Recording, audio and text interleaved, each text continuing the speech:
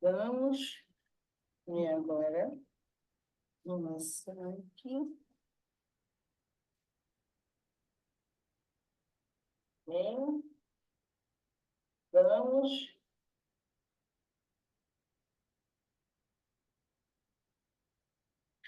Ei, boa tarde a todos. Um prazer, estamos de volta. E hoje nós temos um convidado sempre muito especial. Muito bem-vindo, professor José Luiz Niemeyer. Eu gostaria muito de dizer a felicidade de ter o senhor hoje conosco. E gostaria que o senhor falasse um pouquinho, se apresentando, professor, e depois eu tenho uma pergunta a lhe fazer. Olá, Mihaly, como vai? Você é uma grande amiga, tenho muito respeito pelo seu trabalho.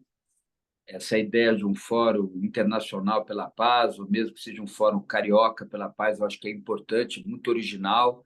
Então, a Together for Peace, eu não, tenho certeza, tem um papel estratégico, não só para realizar este fórum, que é um objetivo de vida seu, que eu respeito muito, mas também para criar outros projetos junto a universidades, a alunos.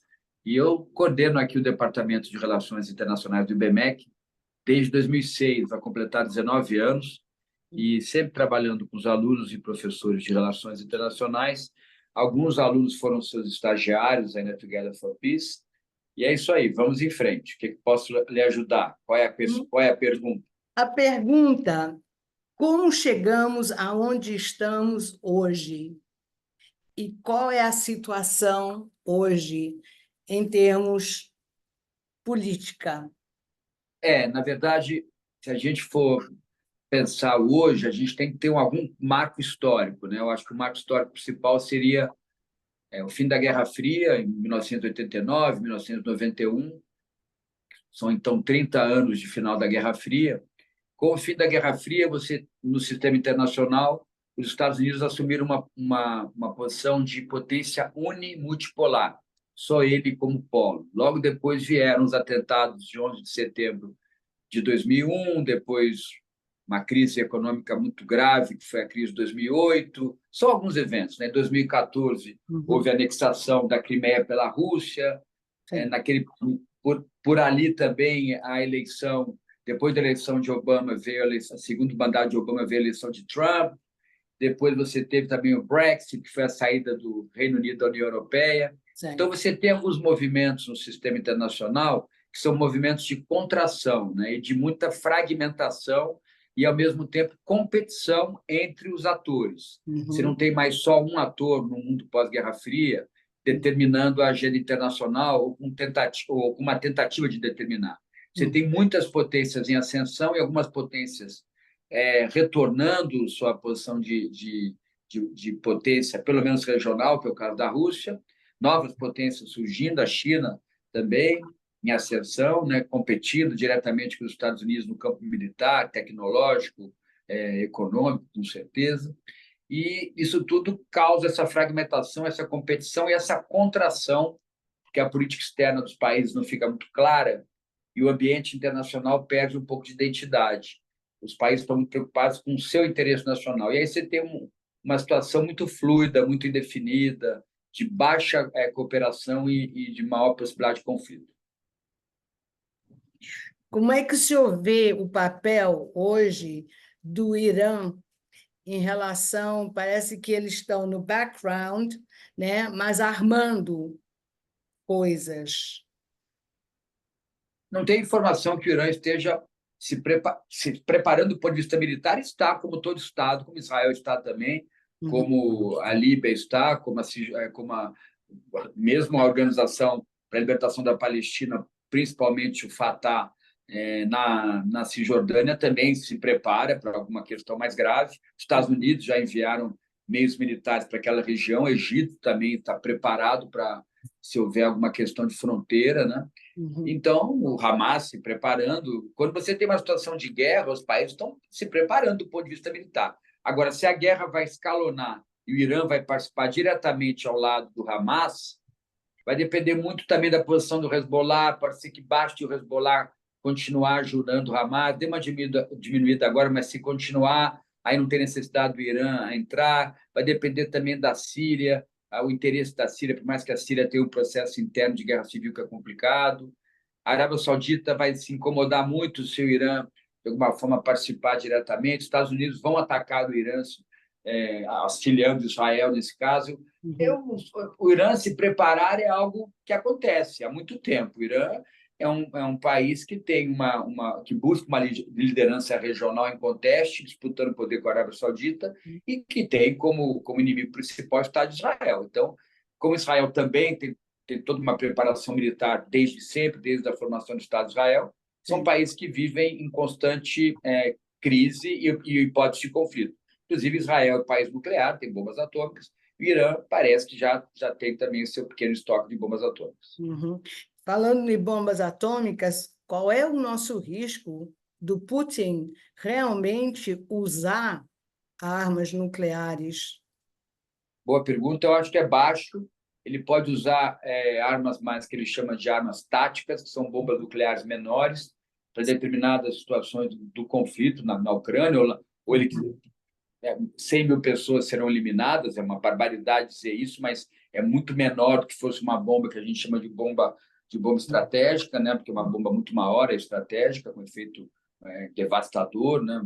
Uhum. De cara, 1 milhão, 2, 3 milhões de mortes, ou pelo menos muito desdobramento da energia nuclear que vai causar muitas doenças. Então, acho baixo. Ele pode usar, poderia usar, talvez, se um membro da OTAN de alguma maneira atacasse a Rússia, mas até agora não aconteceu. Ele poderia fazer um lançamento de uma bomba tática contra um país ali próximo da Ucrânia, que faça fronteira com a Ucrânia, que seja membro da OTAN. Pode ser, faça isso num lugar mais descampado, só Uhum. para demonstrar poder.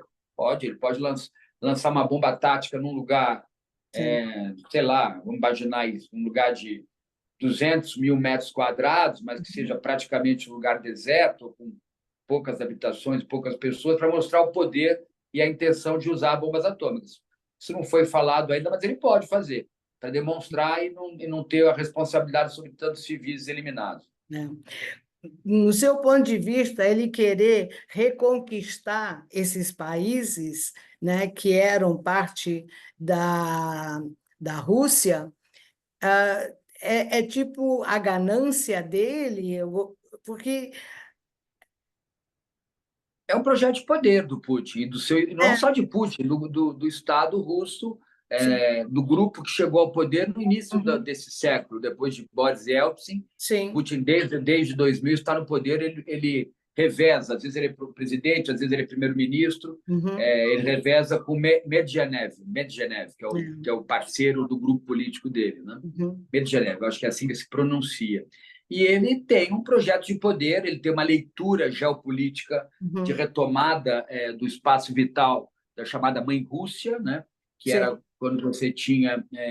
Isso não só na União Soviética, mas também na época dos czares, quando a Rússia tinha uma projeção de poder maior sobre a Europa. Depois isso solidificou com o Pacto de Varsóvia, com a União Soviética, né? E depois isso ruiu com o fim da Guerra Fria. E é claro que ele já projetou poder contra a Crimeia, agora contra a Ucrânia, que é muito grave, é um país grande, né? sim, Tá começando a projetar poder contra a Transnistria, que é olhando de frente a parte à direita da Moldávia, que fica logo abaixo ali uhum, da Ucrânia. Então, Putin tem sim um olhar geopolítico. Ele olha espaço territorial que uhum, possa servir de base para ele projetar poder em novo espaço territorial. Ele já tentou também anexar a Geórgia, uhum, e até a OTAN se posicionou favorável, aliada da Geórgia, não conseguiu. Era uma questão da fronteira com a Geórgia, Ossétia do Sul. Então, ele tem sim um olhar, ele se preocupa muito com os países escandinavos, principalmente com a Finlândia. Então, ele sim, tem um olhar, sim, com relação a que a gente chama de espaço vital em geopolítica. uhum. E essas pessoas que queriam confrontar o Putin e que foram, ao longo de algum tempo, sendo executados, né? Quer dizer, se você é um obstáculo, eu te elimino, né? Quer dizer, não pode haver alguém que possa querer confrontar ele, pelo que a gente sente, né? Por mais que hajam eleições periódicas na Rússia, elas são eleições controladas Sim, muito pelo Kremlin. Você não tem pontuais. oposição, a oposição é perseguida. Algumas Sim, lideranças da oposição parece que foram eliminados pelo serviço secreto russo sim. interno, né? Você Uhum. tem muitas coincidências, né, de alguns líderes da oposição serem eliminados da mesma forma, geralmente caindo de um prédio, da janela de um prédio. É. São eleições de baixa transparência, pouca institucionalidade. Sempre o grupo ligado a Putin vence a eleição. Não há uma oposição organizada na Rússia, não há uma discussão partidária, não há agendas diferentes que conversam. Então, a democracia, não existe democracia na Rússia, uma Não. democracia baseada na vontade de uma Uhum. figura que, por mais que sempre ele chancele a sua eleição como uma eleição que seguiu os preceitos democráticos, né, plurais, não é o que ocorre, tanto que o grupo dele permanece no poder há mais de 20 anos. Sim. E aí não há alternância no poder. E quando não há alternância, a democracia sofre muito. Uhum. E agora, nos Estados Unidos, com a possibilidade, né, do Trump poder concorrer para as eleições, mesmo ele se for preso, como é que o senhor enxerga? Se Trump não tiver nenhum problema jurídico, policial, ele Uhum, tem grande chance de ganhar a eleição. Ele vai ser. Ontem, a candidata republicana, que era adversária, desistiu. Ele vai uhum, conseguir os mais de 1.200 e poucos votos para indicação.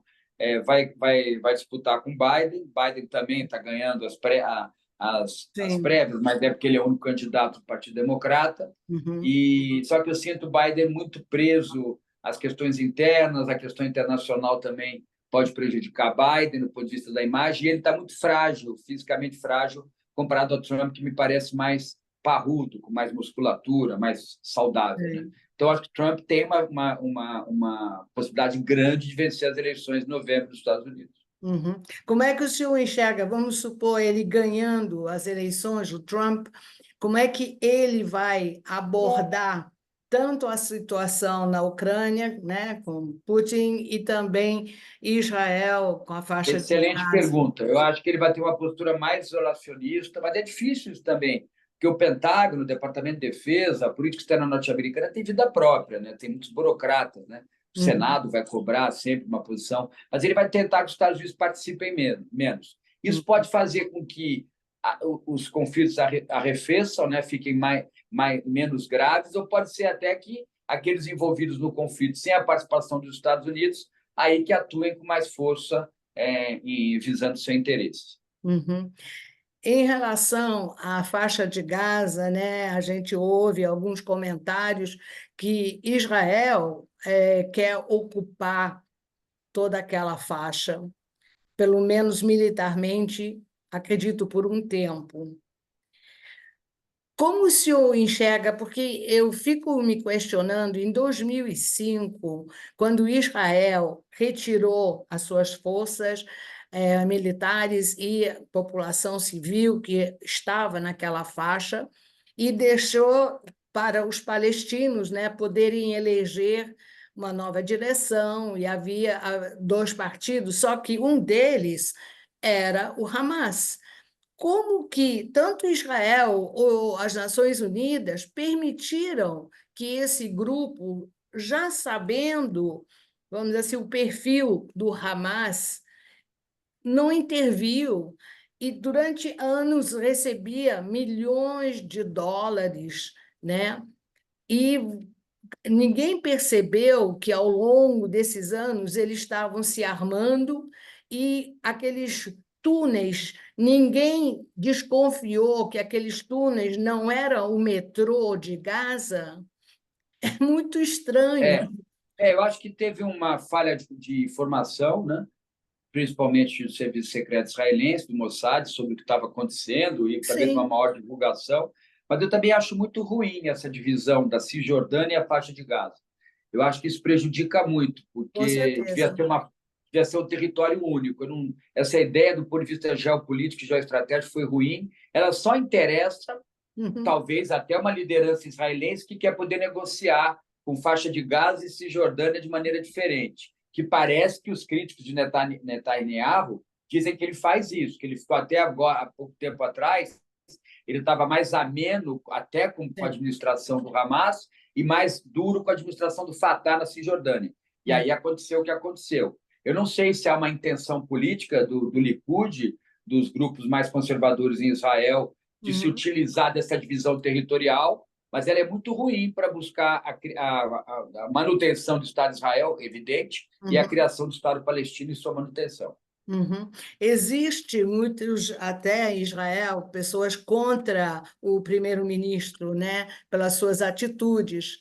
O senhor acredita que, se tivesse um outro governo de Israel, eles estariam fazendo um pouco diferente o que está acontecendo? De Eu que imagino que sim. forma? Eu acho que se tivesse um governo com um viés um pouco mais de busca de consenso, né? Um pouco uma visão menos conservadora, um pouco mais cooperativa, uma maior interlocução, por exemplo, com a autoridade palestina e na Cisjordânia, para tentar uma interlocução com o Hamas. Eu acho que a decisão sobre Israel e Palestina passa muito dos governos e dos seus parlamentos, dos seus centros de decisão dentro desses dois países. Quando você tem o Hamas, que é um grupo ligado a práticas terroristas, que pratica o terrorismo, por mais que tenha uma parte do Hamas que seja mais política administrativa, e quando você tem um governo de Israel que também tem uma visão, esse governo, muito militar, né, de política externa, soberania a todo custo. Claro que você não pode negociar soberania, mas uma soberania que muitas vezes, para você garantir, você precisa atacar. Então, porque também ocorreram nos últimos 20 anos ações militares de Israel contra também interesses palestinos. Então, isso tudo é muito grave e parte dos governos, a energia boa ou ruim sai dos governos. E esses governos, quanto mais governos radicais forem, mais extremistas do ponto de vista ideológico, pior vai ser. É porque Israel, pelo que a gente ouve, né, as ameaças do líder, pelo menos um dos líderes do Hamas, de querer literalmente exterminar com Israel. E já repetiu diversas vezes que vai acontecer mais vezes o que aconteceu no 7 de outubro, que inclusive hoje, né, a gente já está no 5º mês daquela tragédia inaceitável. Uma tragédia inaceitável é a eliminação, o assassinato de civis em pleno dia, como também é inaceitável as 30.000 crianças e mulheres, que é o número que está sendo divulgado de palestinos mortos em Gaza. Com certeza, guerra só traz perdas, né? De ambos os lados, né? Tanto soldados de Israel estão perdendo a vida, como também os civis, né?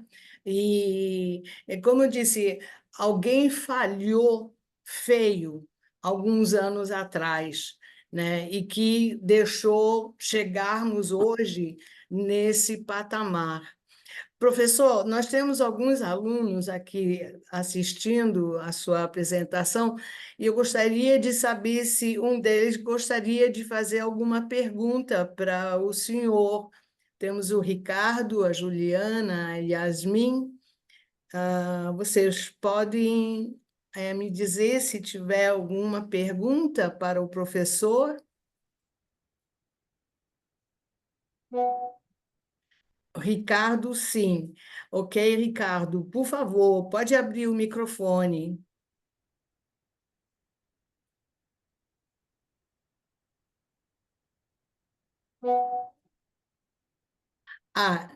Ok. Então, Ricardo, se você puder, me escreve e eu vou ler a sua pergunta para o professor Niemeyer. Um abraço, Ricardo, a Juliana e a outra aluna, Yasmin. Ok. Vamos ver, o Ricardo vai estar escrevendo a pergunta dele. Ele está aqui, acho que fazendo um recording. Vamos ver se eu vou conseguir transmitir a pergunta. Caso os grupos terroristas assim mais suicidas, mais radicais, consigam armas nucleares, qual a possibilidade deles usarem contra Israel? Ah, muito baixa a possibilidade, né, Caso, cara? É muito Desculpa. baixa a possibilidade, porque armas nucleares é uma arma muito guardada, né? Isso, e ainda mais em Israel, mais guardada ainda. Israel tem a impressão que Israel deve ter mais de 100 ogivas nucleares, elas estão muito escondidas, então e ninguém consegue transportar uma arma nuclear, por menor que ela seja, né, ali naquela região, passar Uhum. por fronteira, então é muito difícil. Mas não precisa de arma nuclear para causar grande destruição, né? Não. Uma granada lançada em um lugar densamente povoado já elimina muitas pessoas. Uma bomba convencional também. Então, agora, a arma nuclear não é uma arma, nunca seria usada naquele lugar, porque aí seria algo inacreditável, né? Inclusive para Israel, se de alguma maneira o vetor nuclear adentrasse nesse conflito. Esse é um conflito ao contrário, de combate corpo a corpo, né? É. Muito mais de combate corpo a corpo. Uhum. Uma coisa que eu também fico me questionando, professor, é os locais aonde o Hamas se posicionava em hospitais, escolas, mesquitas, e lá eles tinham o armamento, né? E o que Israel está solicitando, né, é o retorno dos reféns. E por E algum... é justo, acho Exato. justo e E é fundamental para a diminuição da da energia do violência. conflito, da violência, Exatamente. que eles retornem, sim. Exatamente. Inclusive, Israel estava solicitando que eles apresentassem a lista com os nomes dos que ainda estão vivos, porque alguns parece que já, infelizmente, faleceram, né? E o Hamas não se Manter pronuncia. sequestrados, reféns sequestrados, é crime de guerra, gravíssimo. Tinham Sim, que devolver todos os os reféns. sequestrados, reféns, É. hoje. E como é que a Cruz Vermelha, que geralmente a Cruz Vermelha faz a intermediação para que isso possa vir a acontecer também às Nações Unidas? E, no entanto, você viu que teve até um grupo ligado às Nações Unidas que, de alguma forma, favoreceram a ação do Hamas, né? Também é uma informação que saiu na mídia, a gente precisa checar Sim. essa informação, mas é claro que muitas organizações têm pessoas dentro, grupos, que às vezes têm um viés ideológico e acabam, de uma maneira Uhum. pouco transparente e mesmo antiética, auxiliando uma determinado lado de um conflito, né? Uhum.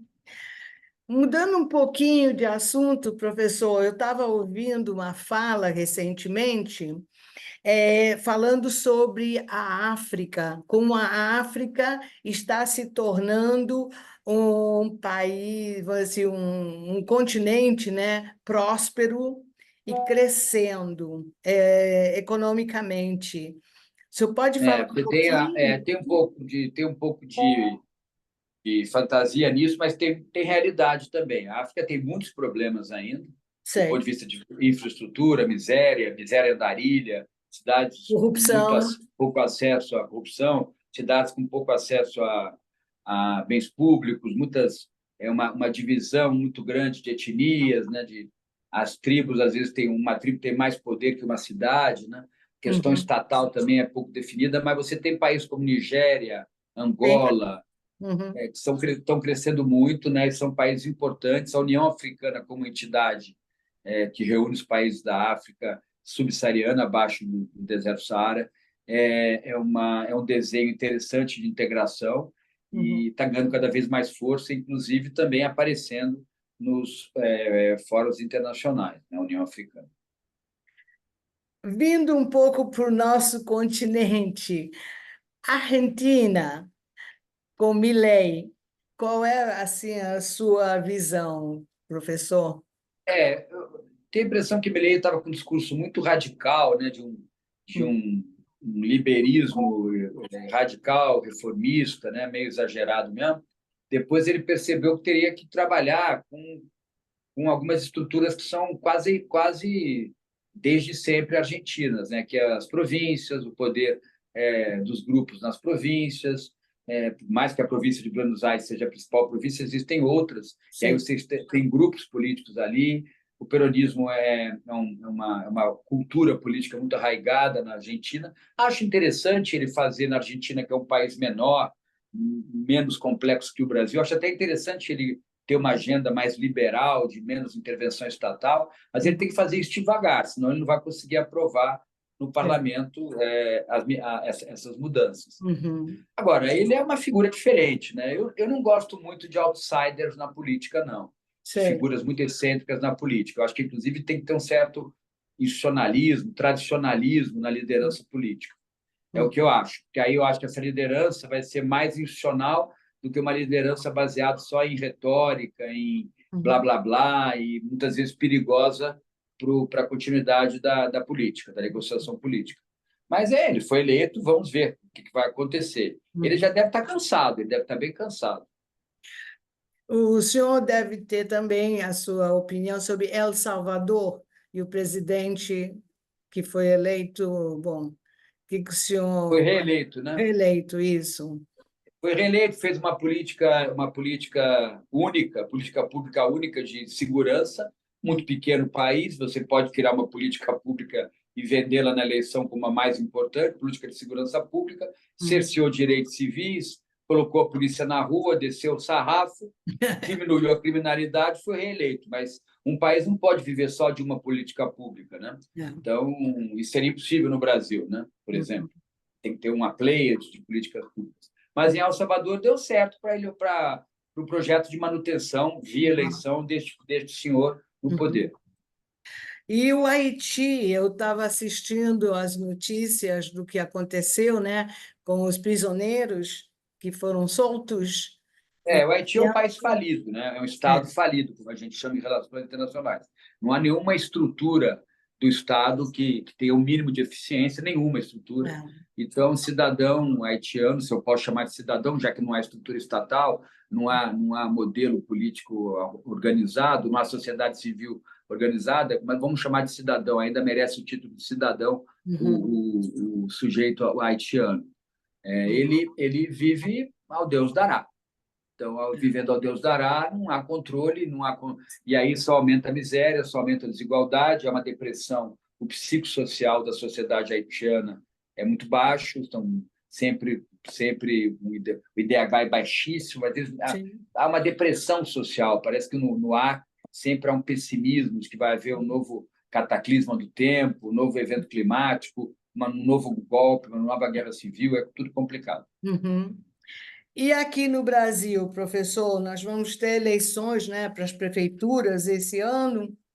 Como é que aqui no Brasil, enxerga? eu tenho a impressão que aqui está preponderando ainda, infelizmente, um discurso radical, pelo menos uma interpretação da política a partir do radicalismo mais de extrema-direita e mais de extrema-esquerda. Eu não conhecia a extrema-direita no Brasil, ela apareceu há pouco tempo, né? Mas tudo que é extremista é complicado, ainda mais um país complexo, de sociedade muito também muito multifacetada, como a brasileira, uma economia muito forte, um país que hoje voltou a ser a oitava economia do mundo, se não estou enganado. Então, eu tenho a impressão que, para um país como o nosso, complexidades regionais também, regiões muito ricas, regiões mais pobres, regiões em processo de desenvolvimento, você teria que ter governos de consenso mínimo, né? Eu não sei se é de centro, pode até ser um governo mais de centro-direita, outro de centro-esquerda. Agora, quando você vê só as figuras falando e se exibindo, né?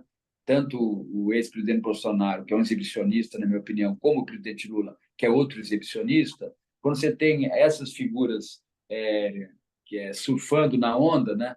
Fica muito difícil de você ter consenso mínimo, né? Que aí você no Congresso também é mais difícil de você fazer projetos e aprovar projetos positivos para o país, acaba se fazendo erros na política, na condução da política externa, na hora que é um presidente que fala muito. Então, eu tenho a impressão que... Agora, o país é muito maior que tudo isso, é um país riquíssimo, né? Cada vez mais rico, eu diria, cada vez mais preparado para uma inserção global. Vamos aguardar. Temos uma pergunta aqui da Juliana. Professor, foi falado um pouco da África e como está caminhando para um maior protagonismo. Nesse cenário também, o senhor avalia os conflitos regionais, por exemplo, no Niger, Sudão, que passam muitas vezes despercebidos pela comunidade internacional, como a comunidade internacional pode trabalhar para evitar uma nova situação similar ao genocídio de Ruanda? Qual o papel É, das organizações internacionais a nesses questão, casos? boa pergunta da Juliana, é que, na verdade, é como se alguém for assassinado no Leblon, aqui no Rio de Janeiro, vende mais notícia do que alguém assassinado em Nova Iguaçu, né? Ou na periferia de São Paulo. Então, é a mesma coisa nas relações internacionais. Vende mais notícia você noticiar a guerra Rússia e Ucrânia, até porque ela tem mais desdobramento, do que um conflito específico na África, né? Mas ela tem razão, porque a gente tem que ter pelo menos canais alternativos, olhando esses conflitos, se analisando, e também agências e organizações, ONGs e estruturas, né, políticas, até países parceiros que sejam vizinhos dessas regiões, tentando divulgar, porque senão você pode ter o que você teve entre Tutsi e Hutus, que um morticínio em massa, como você teve também em outras regiões, né? Teve no Sudão também. Os conflitos eles pipocam, mas a grande mídia vai aonde tem mais gente sendo morta e principalmente brancos ocidentais. Uhum. Eu estava também reparando o que vem acontecendo na França, o radicalismo, né, muçulmano, de certo modo, e as ameaças contra judeus moradores em Paris, enfim, esfaqueados. Tivemos aqui também, em Brasília, né, uma ameaça de algum ataque à comunidade judaica. E É, é, é uma pena, né, Miele? É uma pena porque é, a religião, a interpretação religiosa de cada sociedade ou de cada sujeito, ela sim, tem que ser algo de foro íntimo, né? Você não pode querer que o outro interprete o que é divino a partir da sua visão, né? Se isso continua a existir nesse nível de radicalismo, é muito grave, é muito triste, mas é difícil também transformação. Você teria que ter uma política, né, desde o berço, né, em todos os países, faz uma política universal de ecumenismo, de dizer que é importante a manutenção da paz, a implementação da paz, a, a boa convivência entre os povos, mas é que por trás das questões religiosas, muitas vezes há interesses econômicos, há interesses políticos, né, de grupos específicos dentro de um país específico. Então é muito difícil, né? É muito difícil. é. Professor, eu quero muito lhe agradecer por sua fala. Excelentes perguntas, eu gostei muito, excelentes Ai, perguntas. que bom, Gostei muito. professor. Eu, Um abraço a você, a Juliana, ao Ricardo e a Yasmin, né, que estão aí, né? Muito bom. sempre um prazer, professor. Eu queria lhe passar de novo o microfone para suas últimas considerações sobre esse tema que é tão importante e eu torço por um mundo em paz, né? Eu acho que vai demorar, viu, Minério? Vai demorar muito, demorar muito. É, Mas você tem que tentar, a gente tem que tentar fazer talvez você ter crescimento econômico na maioria dos países, que aí você vai amenizando um pouco a partir do crescimento econômico. Mas isso é muito, muito lento, né? E também o aumento das políticas públicas dentro de cada país, na área de educação, saúde, assistência, né, social, e você vai amenizando também via o ambiente interno, né?